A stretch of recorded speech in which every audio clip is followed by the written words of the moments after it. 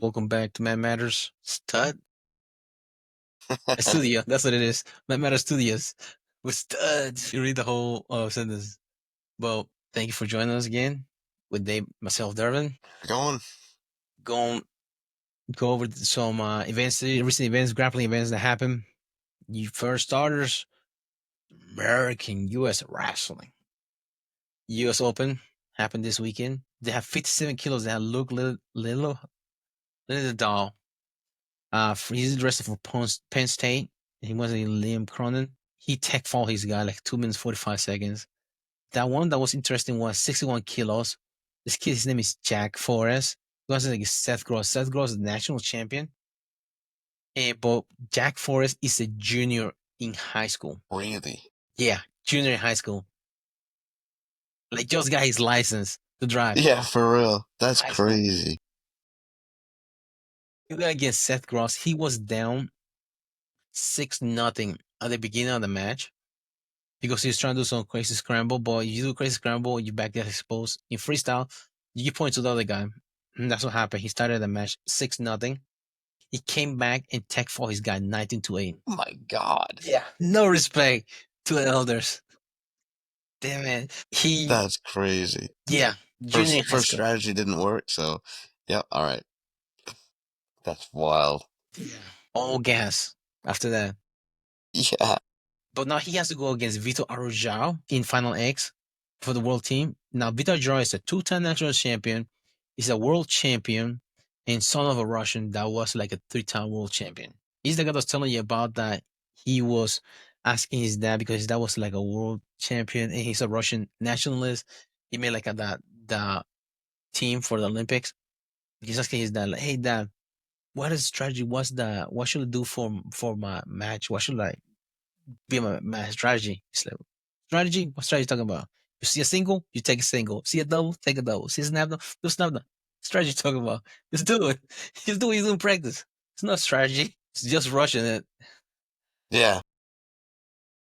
But I think he's like the kid, the Arujao, he's like an X-Men because his mom was Olympian, his dad was an Olympian. Russian. Yep. No pressure. No pressure at all. But that would be interesting how the junior in high school, Jack Forrest, goes against Arujao. But also interesting about Jack Forrest, when he was in middle school, he used to wrestle here in North Carolina. When he went to high school, he moved to PA, Pennsylvania. He wrestled over there. The number 2 school in the country for wrestling. Yeah, that's quite a upbringing there, so Yeah. yeah. And then he's going to wrestle under the Magic Man.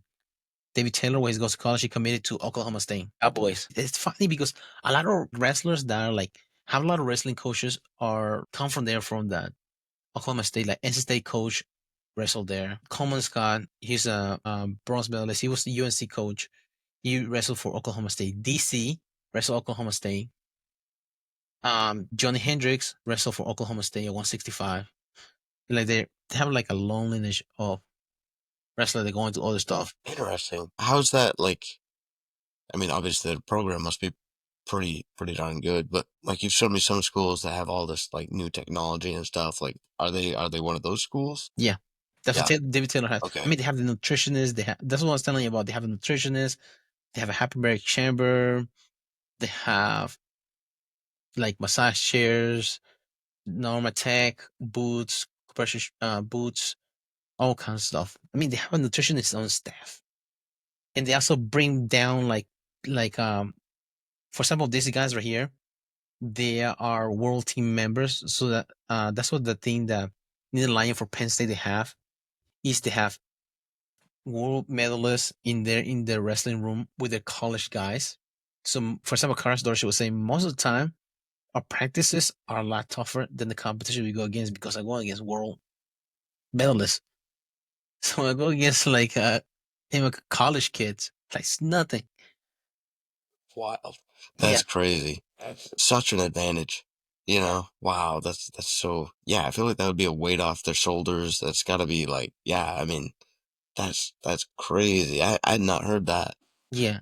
So if you have a, like iron sharp as iron and you are the same weight class, somebody's a world team member, but you wrestle in a different field. Like for example, if you have somebody that's really good in gi, and you only wrestle and you compete in no gi, and you're like that good, like wrestling with day on a daily basis with somebody like that. Maybe not no issue will go against somebody. That's why Hendrickson, whenever he was going the heavyweight, he was going against Gable Stevenson, that he was a gold medalist in the Olympics. It's like no biggie. I go against a gold medalist that won his gold medal the same year, two-time world champion David Taylor on a daily basis for 2 hours at a time. There's no pressure. Your records are not intimidating to me. Yeah. The only difference is a bigger size, a couple like wait, 20 pounds heavier, and that's the only difference. And, and he knows more technique. And Yeah, there's something about David Taylor, the Magic Man, that he like he can find the sparks in people like um competing in like for wrestling and things like that. He can able like to interest people. No, remember Munoz? He used to wrestle. I mean, he used to compete in the UFC. Mark Munoz. You're for Oklahoma State. He's 185-pounder.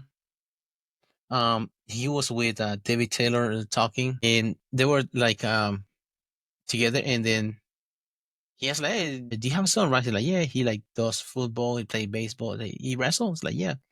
Let me roll with him. He's like, okay. So he spent I think like 2 or 3 hours with David Taylor. They went over a single leg. They will take the highlight different scenarios of things, and then Mark Munoz came to him. He's like, hey, Dad, I think I'm not gonna play baseball or football anymore. I just want to wrestle. It's like, what the fuck, man? The whole time I'm your dad, I've been wrestling. And David Taylor talks to you now. You want to just wrestle? You want to do nothing else? What the fuck? What am I? So it has to be crazy. Like something about him that he's like interest people into be able to get the best out of people when it comes to wrestling. that's just interesting. What do you have any theories as to what that is? Or just like a intuition as to like what? He has like a kind of both because he's been wrestling since he was little. I think he's from Wyoming or from somewhere in the Midwest. When he was in high school, I think he wrestled in Ohio, but he's been like in the circuit as far as like wrestling since he was little. He'll be traveling a lot. So he has a lot of wealth of knowledge. So people see that the possibility of different move, especially when you see like in jiu-jitsu, somebody has like different move, and be able to see them put it together. So it kind of sparks like, oh man, it's a possibility. Like be able to be that good and be different techniques. And he's able to also like point the good things that you're doing. And then you see those things clicking. It's like, oh man, what he told me really does work. It's like, oh man.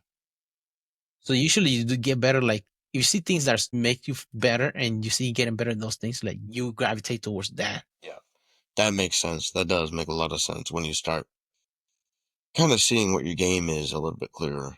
That Mhm. makes, yeah, I can see that. One of the things, another guy that's because that's another thing about his team. He had, let me see, in the finals is one, two, three, four, five, six guys in the finals. 6 out of 10 weight classes in the finals. What does it tell you about that? The boom. He's like able to move around. Like for one of them was I think how many he lost in the finals 79 kilos, but he won nationals in college. He used to wrestle in Wisconsin. And you see that difference last year to this year. He was under John Smith last year. He was known for his elbow controls and things like that. Well, he's a long guy. But now, whenever he's with David Taylor, wrist and collar tie, that's his go to. And the way he moves around people, pushes the way that David Taylor and Hal Sanderson, they do a lot of the setups for ankle picks. If you're a long guy, ankle picks there should be there, no issue. But you see the difference, and then just doing those changes that got him the national title this year. A lot of big guys. I mean, yeah, it sounds like he really worked his way up through the ladder. Sorry, minor distractions. This is I don't know. That is a crazy thing that seems to happen a lot with wrestling. I feel like is um somebody up and coming who like you know walks their way or you know competes their way up through the ranks and really like beats some old like some very well established people. I wonder what it is about wrestling. I mean, I guess it happens in like UFC as well. But it just seems like yeah, you get somebody who's just seems to have it and then like they pair up with a coach like that, and I mean, yeah, they become unstoppable. Yeah, I was going to bring that. Another one was like the main event of the wasn't really the last match. It was like the main match of the tournament was Sahib Valencia's versus Calde. Calde is the guy they call a Kid Dynamite, 4-time national champions, 4 different weight classes in college. This is 141, 49, 57, 65. He won them. Then I think he's a 4-time world champion, and he's a 2-time Olympic bronze medalist. Not Punk. He has not lost to an American since 2017. Well, he's going against Heath Valencia. Well, Kyle Day jump up from he used to be 74, he used to be 79 kilos. He jumped up to 86 kilos. So against Heath Valencia. So Heath Valencia went against David Taylor back in the day. But now he moved to Oklahoma State, Stillwater, to train with David Taylor, the Magic Man. David Taylor was in College Station in Pennsylvania under the Nita Lion wrestling team, wrestling with Cal Dake, preparing for the Olympics. They used to wrestle together, but now he moved down to Oklahoma State, and Sahib Valencia trains with David Taylor. Okay. Sahib Valencia went against Cal Dake back, I think, 2019. Sahib Valencia lost to him, but now he's going to be. I mean, Sahib Valencia, I think he took silver last year, or he won last year in one of the main tournaments. So it's like it's going to be interesting because Cal Dake is jumping up weight classes. I mean, he goes to from like 163 pounds to about 189 pounds jump. That's a big jump in wrestling. That's huge. Yeah. So, but I think he weighed 185 pounds. He was even 189. He didn't make that weight limit. He was underweight. Decided to jump up. Didn't want to cut any weight. But also Calde is one of those what you call holistic or what they call alternative medicine type of guy. He has like a copper rod tied to his bed that is plugs into the outside of the ground. Yeah. Not those Yeah. people. Yeah. Yeah. Walks barefoot all the time. Right. Has to Yeah, be red grounded. screen. Yeah. So, like, oh man, I don't know if it was a good jump to go up to 86 kilo going against Sahid Valencia. But he lost to Sahid Valencia 8. He lost. He lost to what? Sahid What was that? Valencia 8-4. Cal Dake Okay. lost. I mean, he hasn't won since he hasn't lost since 2017. And Sahid Valencia beat him. That he's training with David Taylor, his former teammate. Dang. I wonder. Yeah. I wonder how much of an advantage that will be. You know, training with a former teammate. I Mm-hmm. mean, you got to know the tricks. And Sahid Valencia look oversized, like big, like he has a big frame, he's taller, and he has this nasty duck under that whenever he ducks, he like drop to both of his knees and he's behind you before you know it. He's fast. Yeah. That. Yeah. Superpower. Yeah. Especially somebody being so tall, being able to duck under you when you're shorter and then be behind your back before you know it's like, oh man, you sling a little too much and you just, oh no. Yeah. Getting those angles is so key. Mm-hmm. That's yeah. So, hey man, so Sahid Valencia, he was one match away from making the world team last time. Because David Taylor, I think he retired, then he came back. He tried to qualify for the world team last year because he got that position as a coach for Oklahoma State. And he decided to go one last go for the world team. I think early on the year, I think it's in May last year. And then he tried to compete at Worlds. But because he didn't David Taylor made it to the finals and lost against Aaron Brooks. But what's his name? Say Valencia almost beat him in the in there, but because of I think his finger got caught in a singlet, so they call it for single pull. So he lost because of that. That's why he lost the match. Dang. Mm-hmm. Dang, that's got to be super disappointing. That's an interesting one. Does that sort of thing happen often? I mean, honestly, I'd You never heard of getting caught in a singlet or anything like that. you Obviously, I understand it's probably illegal, but it's a legal problem, but I don't know if you have underhook. Sometimes it's like your fingers they get caught. yeah, Especially you have some tape on your fingers, or you try to push somebody off, and then you miss the body, but the singlet catch is like that on your edge. thumb. Yeah. Hmm. Wow, that's a Is that like a disadvantage point or is it instant DQ? No, you get a point given to the other guy, the one that got his single pull. But it would have been a different story because if Sahih Valencias beat Aaron Brooks and it was Sahih Valencias versus David Taylor, David Taylor would have made the world teams and there would have been no Oklahoma State coach. It wouldn't be in the Oklahoma State because the reason he took the Oklahoma State position was because he didn't make the team. So the, What's it called? Like multiverse. Because there's another David Taylor out there that's not Oklahoma State coach. He will still be in Pennsylvania. I right, mean, right. it will be another world team, a world champion. Mhm. Crazy. That is. That's crazy to think. And then another one was like 74 kilos, 163 pounds. Was Mitchell Messenbrink versus David Carr. Another like that one match was interesting because Mitchell Messenbrink, not this year, but the one before that one, he wrestled against David Carr in the finals at NCAA's, and David Carr beat him. That's the only guy to beat him in college. That year he was undefeated, made it to the finals. Was against David Carr. This year he went around through everybody, and most of them he tech fought everybody in college. Yeah, including number 2 guy in the duel. He tech fought him. Really? Mm-hmm. So he was just leagues beyond other Yeah, people. just and he loves wrestling. He talks about wrestling all the time. That just one of the next guy. He's one of those guys that he just high octane. He just keep going. He had 2 good coaches because, well, his dad was his wrestling coach for his high school, but his club wrestling coach was Ben Askren. He's like a crazy man for wrestling. He's known for being funky. And then you have Cal Sanderson as your head coach in college. So 2 Olympians right there coaching you. And you love wrestling. Right. Yeah. So you're gonna drink up that knowledge. Yeah. Wow. Crazy. Yeah. It is really cool to see, like, when somebody's like super passionate about something, how much they stand out. It's really cool to see how far people can go just because of the passion. Mm-hmm. It seems like there's kind of a rare thing. I feel like Gordon Ryan kind of falls in that same boat. It's just like, it's a rare obsession with it that makes Mm-hmm. you stand out. Yeah. Huh.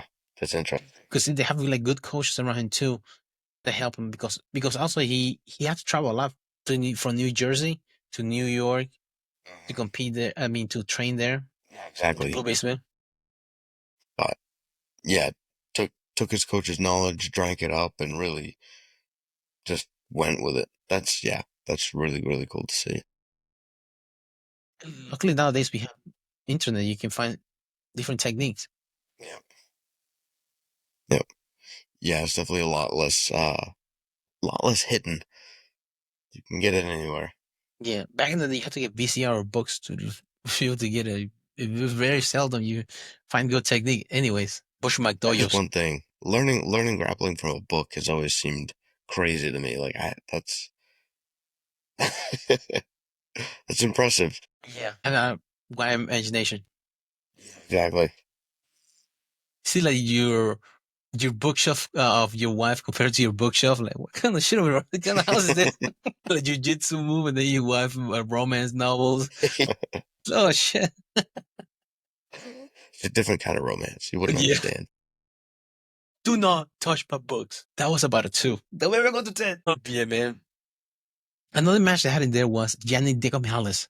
He wrestled for Cornell. He's also another 4-time national champion against James Green. He beat James Green 8-2. He had a funny story. I think he was training with Russians.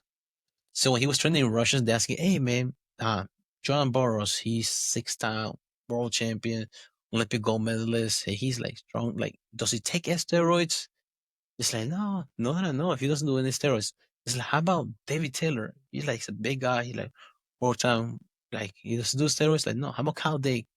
It's like, no. And then Yanni's like, hey guys, do you think I take steroids? Like, no. He has a soft body. He doesn't look like he lift weights at all. Like, no, man, you. Like, guys, no, look at me. Look, let me take my shirt off. I look like I do steroids. Like, no, quit asking us. Well, I guys, can't lie to you like that. no, you don't look like you touch any weights. But that's another kid that he was wrestling since he was little in New York. I can't remember who he wrestled in middle school. The both of them made the world team, I think. I think he wrestled Arujao. I can't remember. Because him and Arujao trained together too. before that Cornell. But yeah, like for the results they have, Jack Forrest beat Seth Gross 19-8. Luke Little Hall beat Liam Cronin 10-0. 2 minutes 45 seconds. That's all I took him to do it out of 6 minutes. Joe McKenna beat Jesse Mendes. Now Jesse Mendes, he's in college he won nationals. He won it twice. Then last year and the year before that one, he lost. Joe McKenna won 3-2. Now Joe McKenna, he moved down to Oklahoma State too. He was a senior member wrestling. He moved to Oklahoma State to train with David Taylor. Diego Mihalis out of Cornell went against James Green or Nebraska. Diego Mihalis won A2. Mitchell Messenbrink beat David Carr. David Carr is the only guy to ever beat him in college. Messenbrink won 16-6. Tech fall. David Carr. The Evan Wake went against Dean Hamney Jr. I can't remember what Evan Wake trains out of, but Dean Hamney trains out of Oklahoma State, OTC, the Cowboys. Week 191, Sahib Valencia beat Kyle Dake 8-4. Oklahoma State over Penn State. Now, Train highly out of the Wolfpack. NC State against Adon Sinclair. He won 7-1. Kyle Snyder, aka Team Captain America. He's been wrestling forever. I think he won Worlds at 19 years old. And he competed in Rio. He won gold that year. 2016. He's 29 years old and he's still making the team. And medal most of them events, except for 1 year. 10 years competing, 9 medals. Wow. Yeah, and he beat his guy 11-0. Crazy. When is the typical age that like you get out of wrestling? According to my wrestling coach, he said that you peak at 28 wrestling because you get developed like within those 10 years, technique, muscle, all that, get your shit together. I want to say 30, 32. I want to say Yeah. That's it for you. The other road. It makes sense at a certain point. Just the recovery is too slow. Mm-hmm. Also, he's like one weight class on the heavyweight. Oh, okay. So you can go longer. It's kind of like light heavyweight. So you can go longer. Really? Why is that? Heavyweights usually the coordination doesn't develop until you're older. Right. So that so you're more coordinated, move from easy for you to move. The younger Okay. one. That's interesting. You notice like light heavyweight and heavyweights, the champions are older. I hadn't noticed that, but I definitely will have to look for that. Yeah. Because look, John Jones is what, 37, 36? What's his name? He's 30. What's his 30? Ngannou. We should have to talk about him later on. Did you hear he got in an accident? No, I didn't. He got into a motorcycle accident. He run somebody over. He kills a woman. That was like one of those like four-wheelers. Yeah, he run somebody over. It's in the news. Day 4 years, I think. Ngannou been having a rough year. Yeah, I'd say so. But you, but you usually like heavyweights. Like DC was, I think it was 43. Became a double champion. Um, what's his name? Was 40. Chloe Teixeira was 40 when he won the title. Hmm. Other ones, Jamal Hill, they were in the 30s.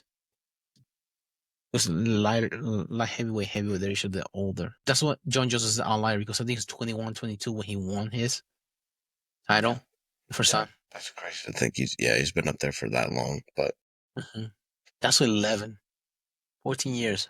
yeah. Wonder if he's actually coming back. It doesn't look like it. He look like he's going back in the title. He doesn't want to fight Right. Aspinall. Right. I agree. I really feel like he's avoiding that one a lot. The only one that he probably wanted was Pereira. Yeah. If he would beat Ankalaev. Yep. Pereira lost. Unless Pereira wants to go up to heavyweight. Because remember, he moved to 185 when he lost against Easy. Easy. Yep. Mm. So you have to vacate your title anyways when you move up to another weight class Right. nowadays. So True. it Yeah. make difference if you kept the title or not.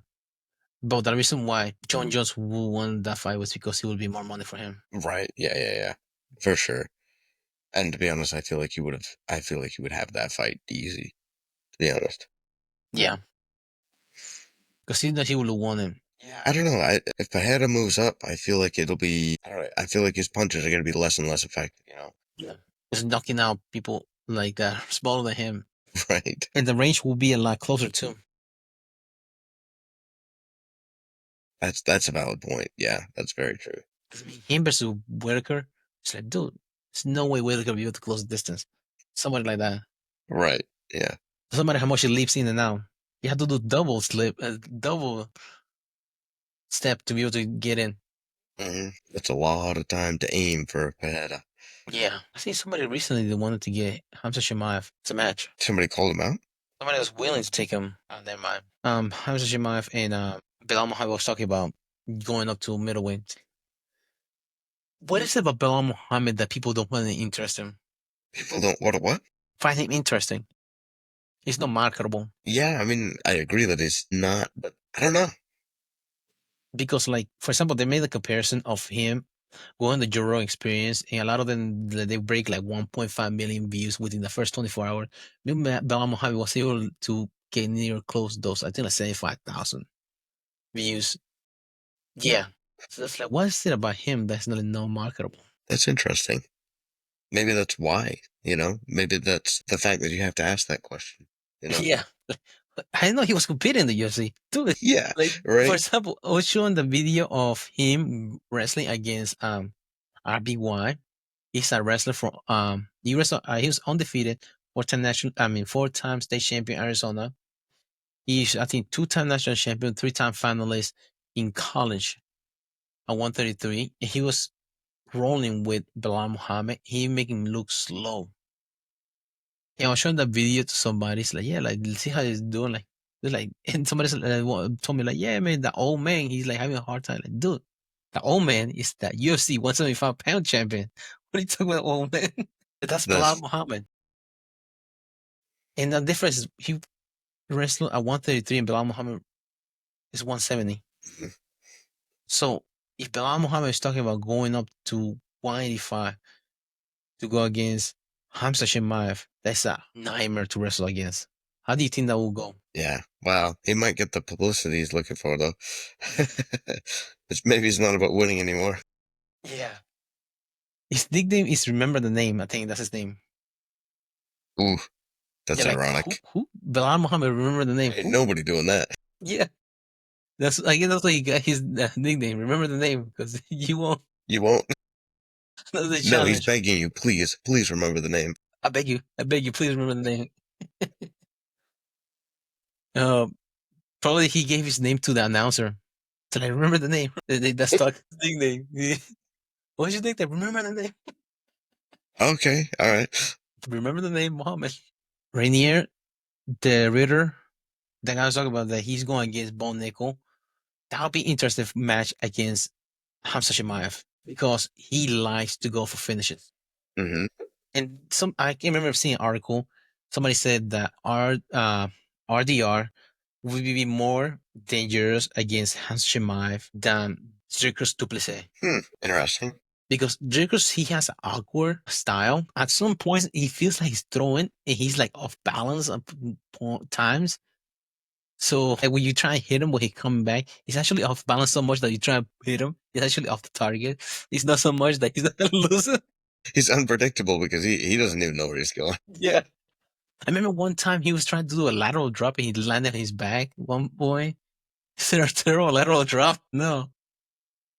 I think it was one of those videos that said like what you see on TV we try to do it in class. Yeah, I That's think what, I saw that. Yeah, yeah. that was him. He tried to do a terrible technique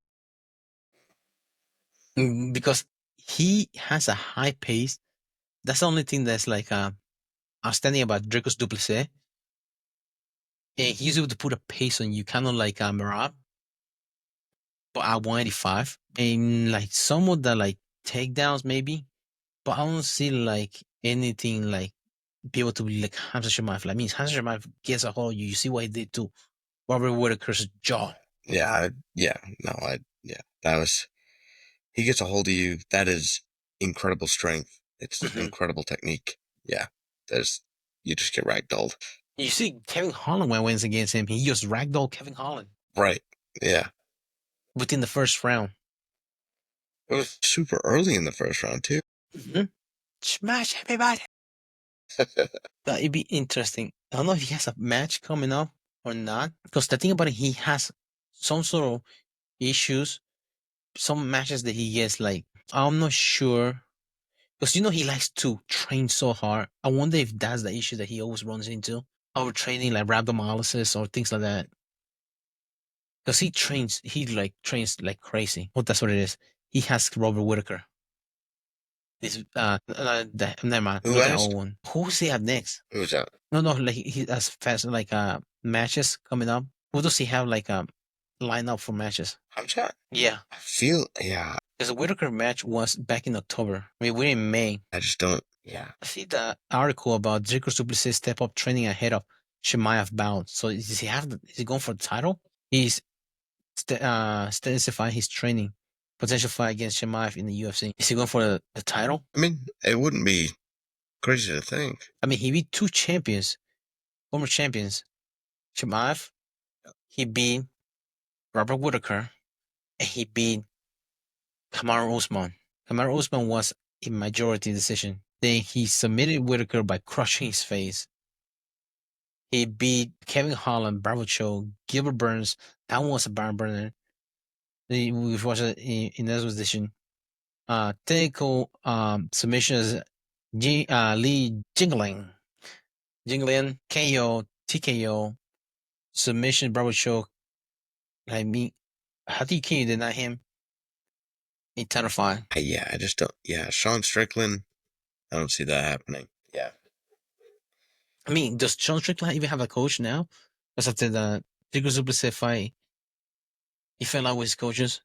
He's like fighting like celebrities or like those people that do like bloggers. He's like he had like another match with another blogger recently. He beat the shit out of him. He told him that he can beat Sean Strickland. Really? Yeah, they had another one recently. It's My like I think gosh. last week or something. Another guy. I wonder if the last, not this guy, but the last guy got like a lot of fame for it or something. I'm not sure. I can't imagine why else you would challenge him, Sean Strickland. Yeah, also like you're dumb. All right. It's the only reason. That dude is no joke. He will, I mean, those body shots will kill you. Right. He will just Yeah. drop you. And that's the thing too, is like, he's gonna hit you with the body shots. But he, like, if you hit him, he's not gonna care. It does not matter where you hit him. He's not gonna care. You punch in your sleep. Yeah. Yeah. You You land sleep. your most solid shot on any part of his body, I really don't think he'd do anything. No, he's So, like hits you with a tip kick right in the solar plexus, and then from there, your faces just get pummeled. yes. I mean, it was bad enough that Forrest Griffin had to step in and stop the fight. Really? Yeah, because he was in the, I think it was in the PI. You see PI? The PI? What do you mean? Performance Institute in Okay, yep. the UFC. Yep. Because Forrest Griffin went there, he works in there like with athletes and things like that. I mean, if Forrest Griffin is freaking Forrest Griffin, he's 6'4". It's not like you won't fight him, but he's the one that has to step in and stop Strickland from pummeling the other guy.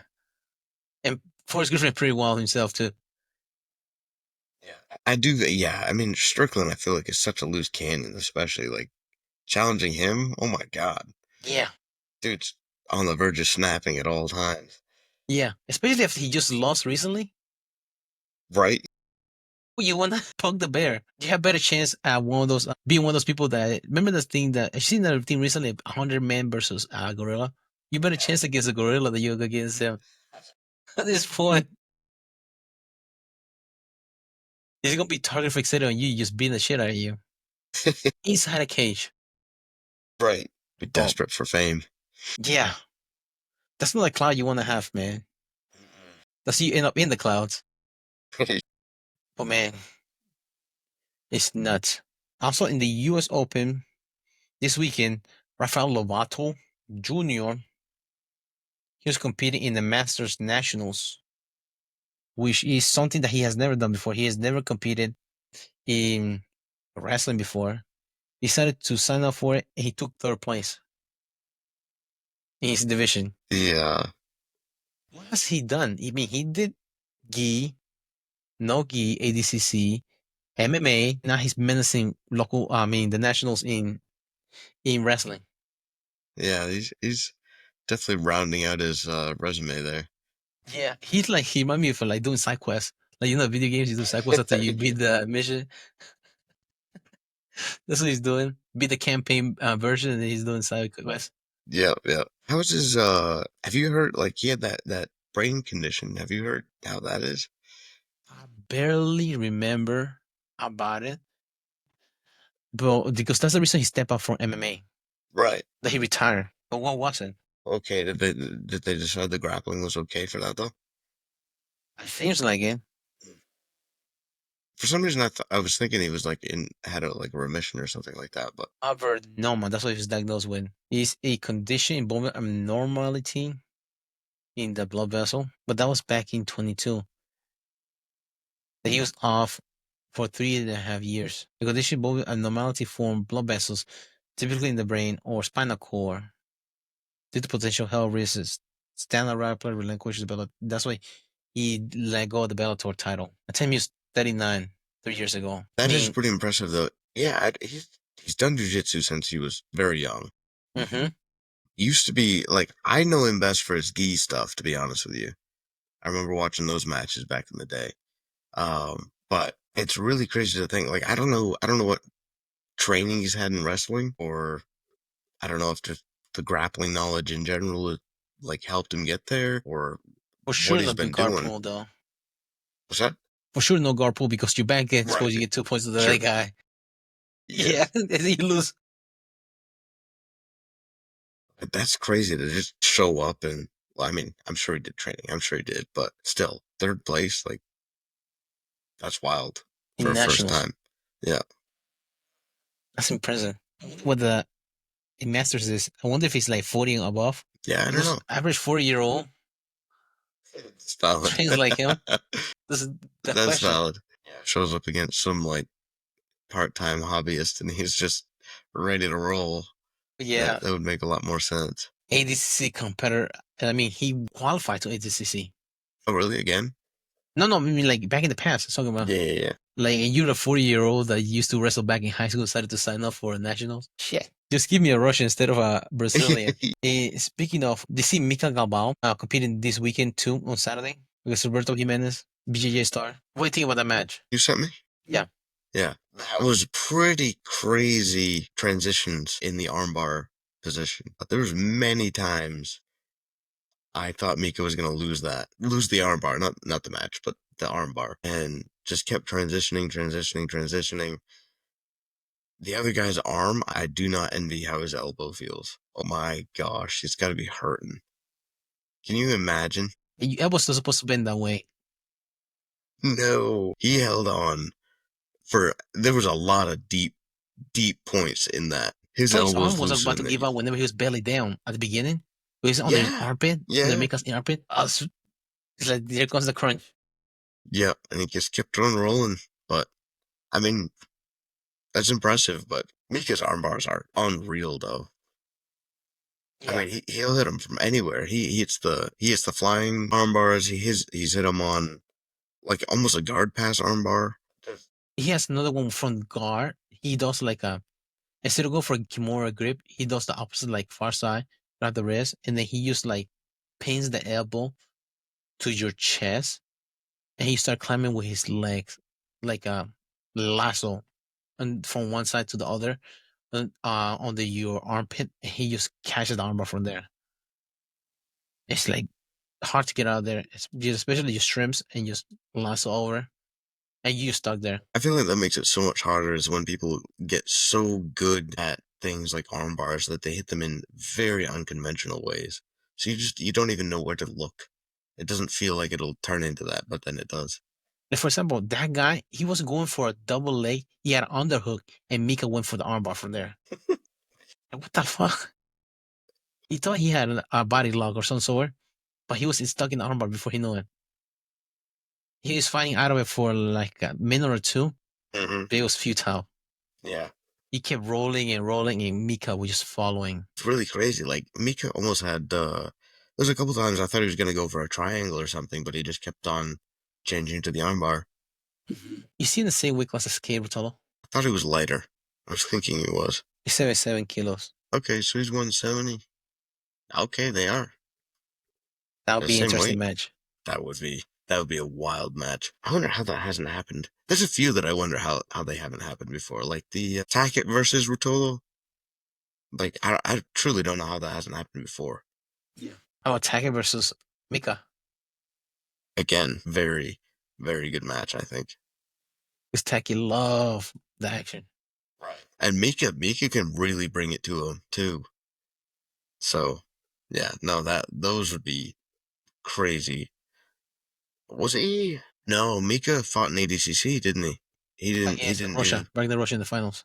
Yeah. At one point, I just watched it recently. At one point, he had Russia's back, and he went to tripod to shake Mika off, and he was like, Mika fell off, and he was like, trying to compose himself, and Russia was laughing, like, dude, he was a little bit decent, like, you almost got me.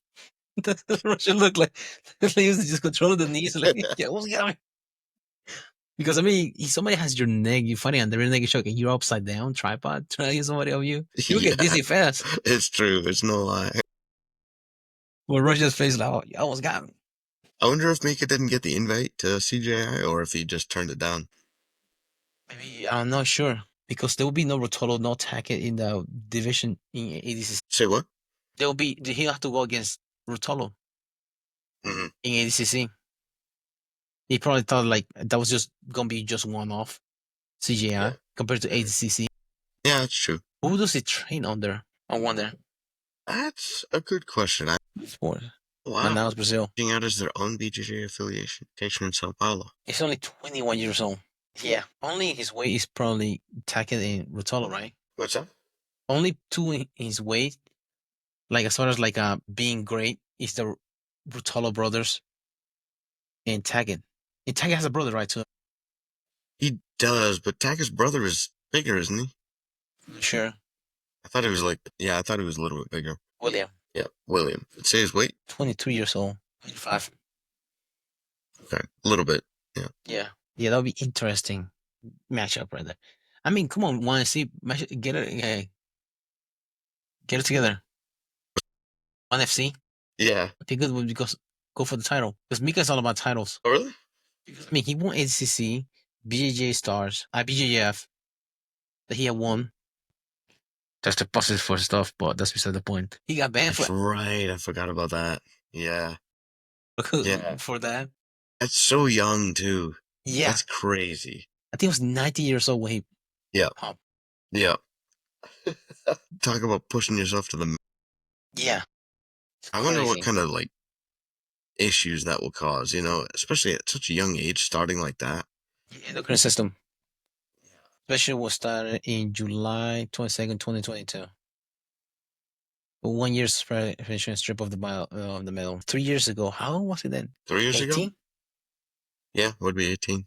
Yeah, and also K Rutolo and his brother, they are all about natural.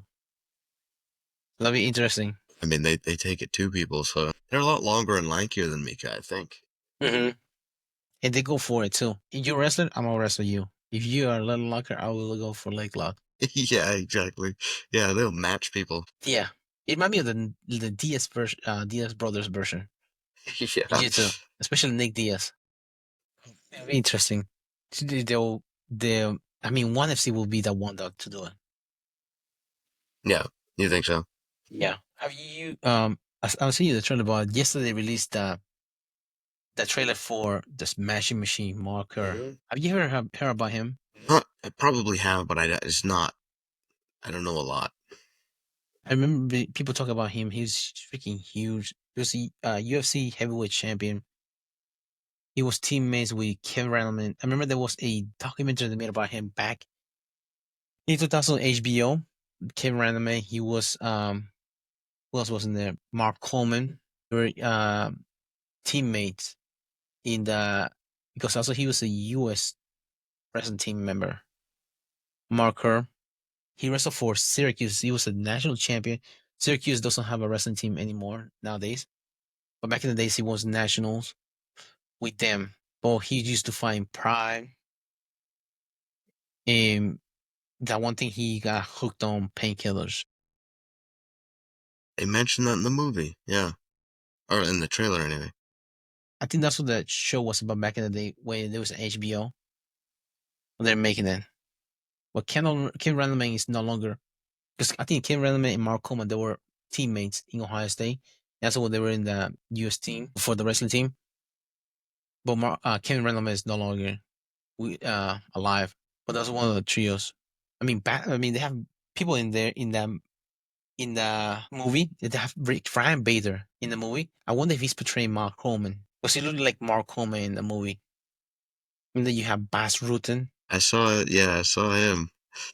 Uh, what's his name? Pride Royalty because he was the commentator for Pride back in the day. Okay, yeah. Morrow, but and then The Rock is portraying him. I look at the difference between the two of them. The Rock, the prosthetics they put on him compared to Marker, it's like crazy. Look at the resemblance of both of them. Yeah, that is very, very close. Yeah, and you don't have to like do like a muscle suit for somebody because The Rock is already jacked like that. I think he got injured in the making of this movie, The Rock. I don't want to say it was a knee injury or some sort of injury because he was training MMA for the for the movie. But also he got injured during the movie. I mean, he's not a foreign of being in the ring to performing The Right. Rock, so it's like really down his alley when it comes to like making a movie. Yeah, no, it makes sense. I mean, yeah, it's perfect choice for that Yeah, because it matches looks and has had some experience with that. yeah. It reminds me of a. You ever watched the movie The Wrestler by Mickey Rourke? I don't think so. Mickey Rourke he made a movie back it was in 2009. It was called The Wrestler about like the his journeyman wrestler that wasn't really like that like made it big. It's like a move. That's what reminded me of this movie right here that he made. But this is based on a true story. I don't know if that one Mickey Rourke did was a true story, but this one looks kind of like that. It does look pretty good. I hope they do it well, but that does look like a pretty interesting movie. He's still alive. He's only 56 years old. Mark her. I mean, that seems like longer ago than that. Yeah. He was competing until 99. He's only 31 years old when he stopped competing. I mean, some they go even longer than that nowadays. Funny. Okay, so fun fact. He was the champion at 190 pounds, All American in 92, defeating Randy Couture 12-4 in the final. Okay. And both of them are also UFC heavyweight champions. Right. Yeah. Wow. Full circle. Amazing. But during that time, like you were around Randleman and Mark Coleman. I mean, Mark Coleman was known as the godfather of elbows, the ground and pound. Also, like crazy when it comes to like MMA too. You were training with those guys at that time. Man, I'm interested in what this movie is gonna be like. Actually, 2002, that's when the HBO aired the document, The Smashing Machine, The Life and Times of the Extreme Fighter, Mark Her. Emphasis on Extreme Fighter. Back in the day, no holds bar. But that'd be interesting because it's something out of like as far as the Rock acting is different because usually used to doing action movies and doing like watching the superhero movies like Black Adam. He did Conan the Barbarian before. Does it Conan? Yeah, he did Conan. He did Hercules at one point. He did Hercules. That's what it was. Okay. Because he tore his once his pec in the making of that movie. Hercules. Yeah, but he usually making those movies, but now he's doing a biopic of an MMA fighter. That'd be interesting because back then the MMA scene was kind of like the wrestling scene, but also was like on the ground, look like the Fight Club back then. And then also one thing that those guys, Marker and wrestlers have in common was they're addicted to pain pills. Okay. Yeah. Yeah. Yeah. because you're always in pain. Especially, I feel like a big dude like that who's jacked like that, clearly working out a lot, really putting the beat down on his body. I feel like, yeah, they've got to be in pain all the time. Especially your joints. Being that much weight, Exactly. Yeah. imagine how much pain they're in doing that kind of Mhm. stuff. I'm interested in how the movie Oh, yeah. No, that is gonna be. definitely. Did they say when it's coming out? Let me look it up because Emily Blunt is in that movie as well. October 2025. Emily Blunt is in the Ryan Bader, Bas Rutten, Abreu is in that movie. Wow. Huh. Party. Fabio Grugel, that's he plays. Marcus Aurelio is in there too. The movie. Usyk is in that one. He's the boxer. He's in that movie. Alexander Usyk. There's a lot of people. I mean, can you remember the last big MMA fighter movie that came out? That was made. Like one that's about an MMA fighter? Mm-hmm. Other than Warrior, remember when the two brothers? Tom Hardy was one of the brothers. They were fighting for a like a big prize. Yeah, I don't think I saw the movie, but Like back in 2010, I think it came out. yeah. There's the, again, not really about an MMA fighter, but the McGregor movie. What was that? What one was that? House Yeah, that's right. with Jake Gyllenhaal. Dude, I'll be honest. I started watching it. I didn't even finish it. It was just not that good. I was like, oh, He plays himself, he does, for sure. walking around naked on the street. House, crazy Irish, coke on his mind. He's still playing that role. Apparently, he hasn't stopped since. No. For gosh, what is it? The Irish government now. He's trying to get Yeah. into it. He's trying to run like for president or something like that. Yeah, something like that. It's like, dude, how many Irish people like him? That's the thing. And I mean, he literally just got convicted of rape, so Yeah, that's a bold move. yeah, Yeah, I don't know. I don't know if he's trying to like. I truly don't know what he's trying to do with that, but man. When you're cooking, a lot of ideas sounds like a good idea. yeah, yeah, I'm sure. That's all I'm saying. I'm gonna run for president. Like, dude, I don't think you Yeah, should lay low. Like, dude, I want a vote. Like, dude, it's taking more than owning a vote nowadays to win the presidency of a country. can't have enough money. No, man. Wow. Yeah, I can remember another like a biopic, like MMA movies done recently that is just being good. Yeah, I don't know. None really come to mind. It'd be interesting to see this one. I mean, somebody as big as The Rock playing that, and also Emily Blunt. She's a good actress. Hmm. Hmm. You ever seen the movie Sicario? Heard of it? I don't think I watch. I don't watch a lot of movies, to be honest, Man, yeah, as you probably can tell. if you have Netflix, it's on Netflix now. It's a good movie. She plays, I think, it's DEA agent. What's the name? Is Benicio del Toro is in that one, and so is Josh Brolin. Okay. There's a scene when they're in the border of Mexico and the United States. Dude, it's a tense scene. Yeah. I don't want to spoil it, Okay. but it's like crazy tense scene. It does look like something that would be on my alley, though. Yeah, looks worth a watch. I'll have to check it out. And she's a good actress.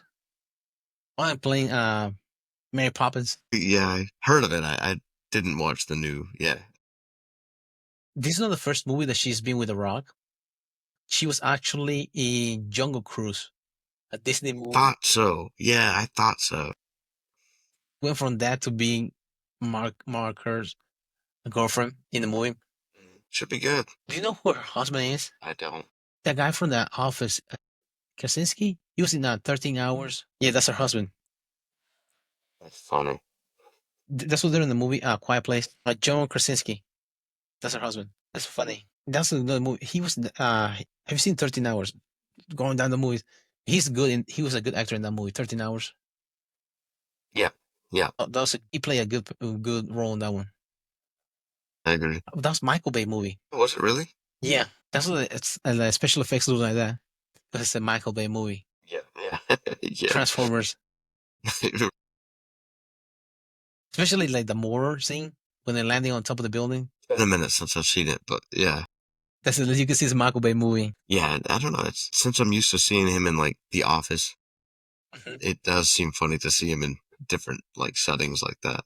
Yeah, I haven't seen A Quiet Place. I heard like he did a good one because that's like a scary movie. I haven't seen that one either. They made a second one too. But speaking of Michael Bay, do you know that The Rock was also in another movie with Michael Bay? Have you ever seen the movie Pain and Gain with him and Mark Wahlberg? They were like personal trainers. I don't think, no. It's based on a true story. It's in Miami, South Beach. This trainer that tried to scam a guy out of his money. He kidnapped him and then he tried to take his, like he was like getting his money from that guy. His family was away. He was like crazy. He tried to kill the guy, but actually he didn't kill him. And they went to the authorities. But he was they portrayed him as a prick in the movie. But The Rock was like a muscle bound guy that was that's all high on cocaine. He blew through all his money. 3% cocaine. Typical combination. Right, yeah, yeah. But then they tried to scam another guy, and that's the one that killed the man and his wife. And the one of the ways they were found out was because one of the saws, like a chainsaw that they bought from like a Home Depot or something like that, they try to return this electric saw, and they have hair of the scalp of the woman that they killed. Yeah, and My God. I think Anthony Mack was one of the guys that was with the guy that plays Captain America in the last movie. He was in that movie. He was like a doing shooting steroids because he wanted to look bigger. The Rock was a guy that's doing cocaine. Marky Mark just like he was a scammer, the head of the operation. It's a crazy funny movie. It also was a Michael Bay movie. That's funny. Painting Game. The guy that played Monk is one of the victims in the movie. Crazy movie. But The Rock say I mean, no, The Rock, but Mark Wahlberg, he had to gain 60 pounds of muscle for the making of the movie. Whoa. Yeah.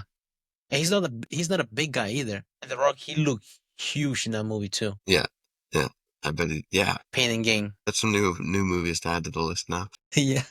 But that movie is hilarious. It's like, but it's like you would think it was like real, but actually happening in it's a true story. It's like so ridiculous. But yeah, man. Another thing I was gonna bring it up was the story of this guy. He got stranded uh in Japan in Mount Fuji.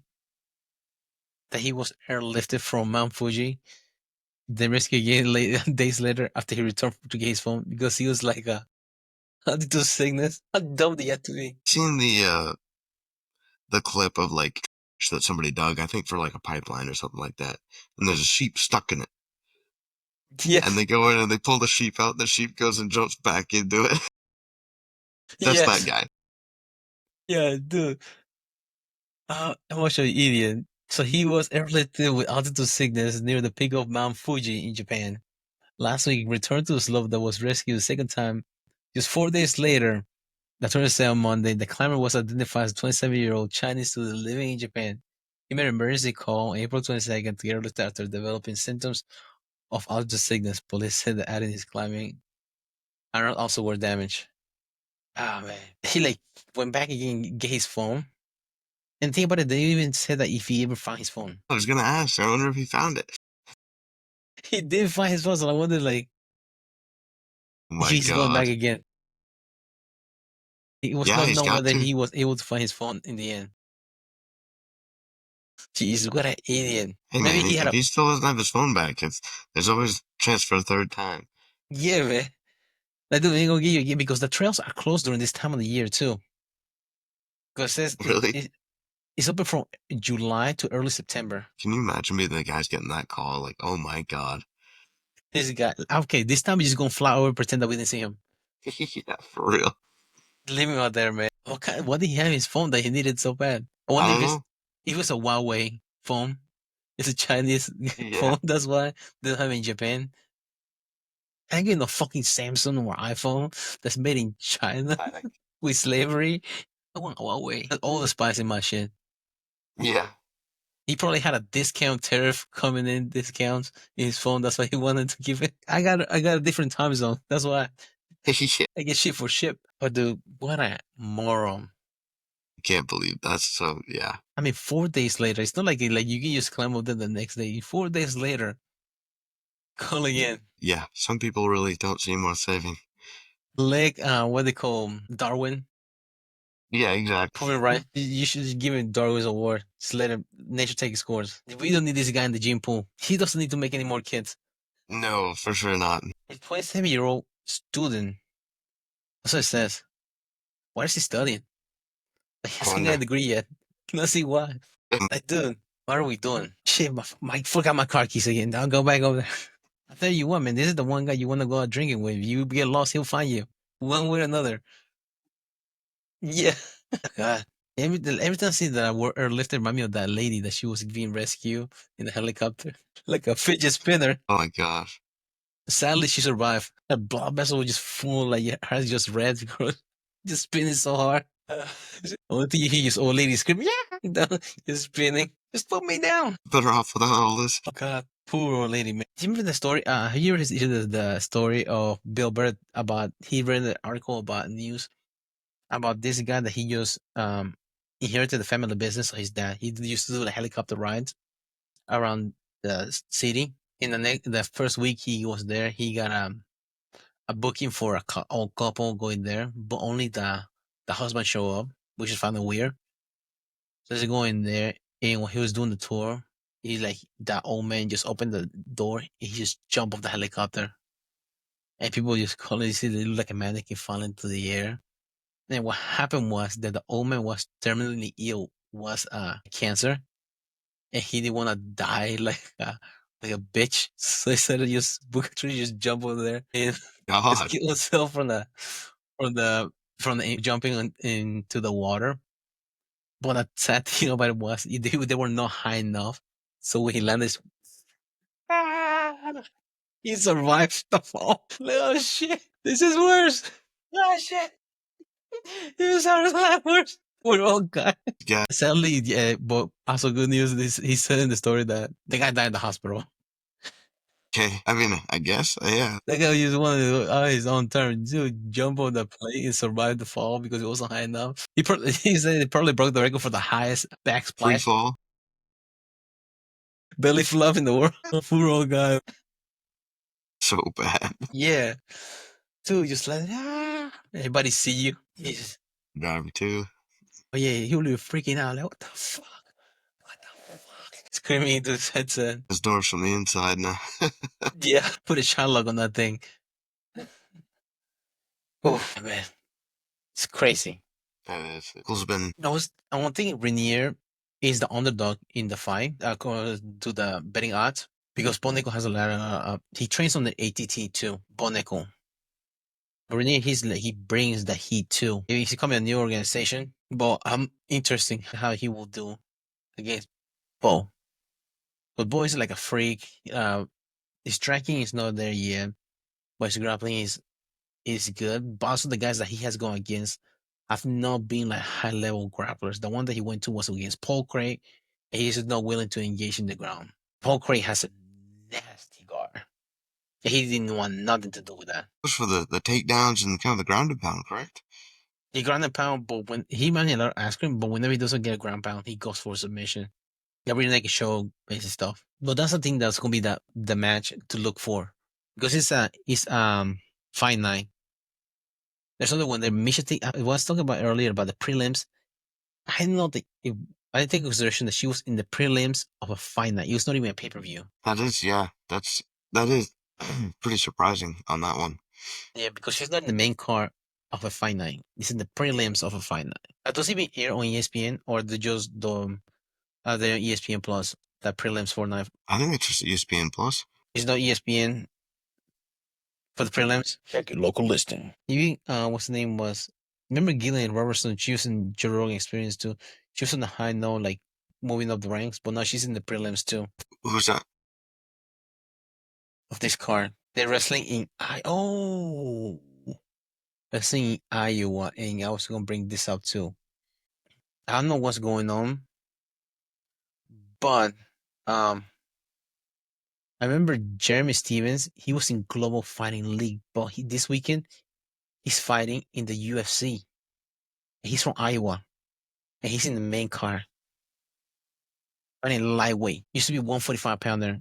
Last time he fought the UFC was 2020. No, yeah, he was last time he fought. I think it was 2021 in the UFC. Interesting. He fought the PFL 3 times. I think it's 1 and 2, and then he was with Global Fighting League, but he fell out through. But now I don't know if he's still with them, but he's now in the UFC fighting this weekend. I wonder. Yeah, I wonder how he got that contract. His record's really not that good. 28-19. Mm-hmm. But also look like he has some matches in there that were good. Oh, okay, okay.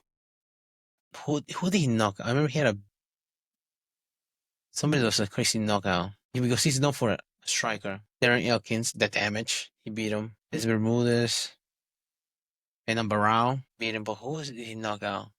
Josh Emmett, Keio, Choi Duho. He was on a tear at one point. But he has lost again. Look at the people that he has lost against. Game Rod. He lost again. Calvin Cater. Jay Rodriguez. Zabib Magomed Sharipov. That one was a big prospect. Okay. For some reason, I think he has some heart condition. He retired. And he became a doctor. Yeah. Wow. He used to train under Mark Henry. That was Frankie Edgar's coach and Esau Barbosa's coach. That's who he used to train under. So he Magomed Sharipov. He lost against Jose Aldo. Moicano. Money Moicano. Frankie Edgar. Oliveira. Max Holloway. Bob Swanson.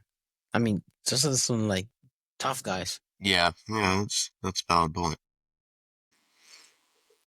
You know what else he was known for in a press conference? Who the fuck is that guy? That was him, Jeremy Stevens. Really? Yeah, that was him. Okay.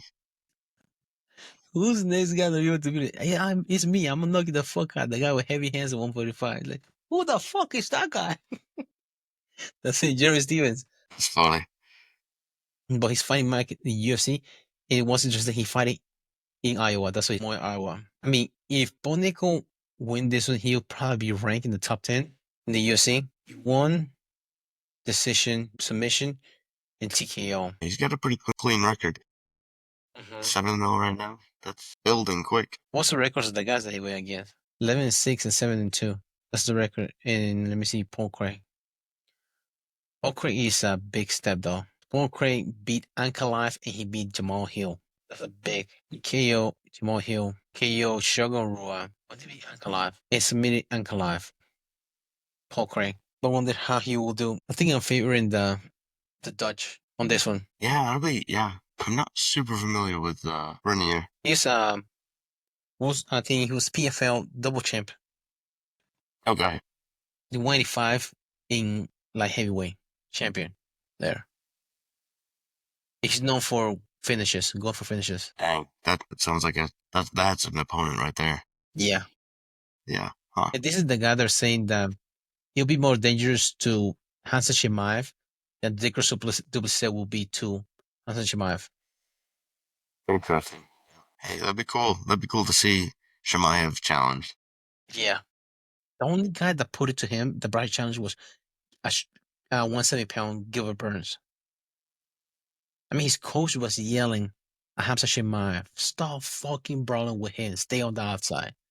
Mm-hmm. Yelling at Chimaev because you have no business trying to brawl with this guy. He will fuck you up. Sure enough, Gilbert Burns made it look vulnerable in that fight. And Gilbert Burns is a world-class grappler. But it'll be interesting how this one will go. Onico might have his first loss. He's being a little cocky recently too, so I'm gonna bring him down a little bit. Yeah. Bring him back down to earth. Mm-hmm. Because he was complaining about the Haas Trophy winner, which is like the equivalent of the Heisman Trophy for wrestling. Why Hendrickson won it this year because he beat Gable Stevenson. Why Hendrickson was undefeated this year, beat a returning two-time national champion and a gold medalist. Bonico thought that maybe Connor Storoshi should have won it because this is the first and only 5-time NCAA champion. Or he won't just being defensive, not like being attacking and stuff like that. Okay, yeah. Mitchell Besserby had a better case because he tech fought most of his people, and he only has one loss his whole college career. against David Carr. That's the only one that would be interested. But the heavyweight was more interested match on the night, and that's probably what they gave it to Wyatt Hendrickson. By the way, he's second lieutenant in the Air Force too. Wyatt Hendrickson. Yeah, yeah. It's funny because like some people were giving the nickname the Flying Pumpkin because he's wearing orange in Oklahoma State, and he's in the Air Force. The Flying Pumpkin should be his nickname. Yeah, man. Do you have anything else for tonight? All right, man. Let's close in. Thank you for listening to us. You would like to follow us and subscribe to Spotify, YouTube, Amazon Music, iHeartRadio, iTunes. Thank you for listening again. Till next time. This man matters.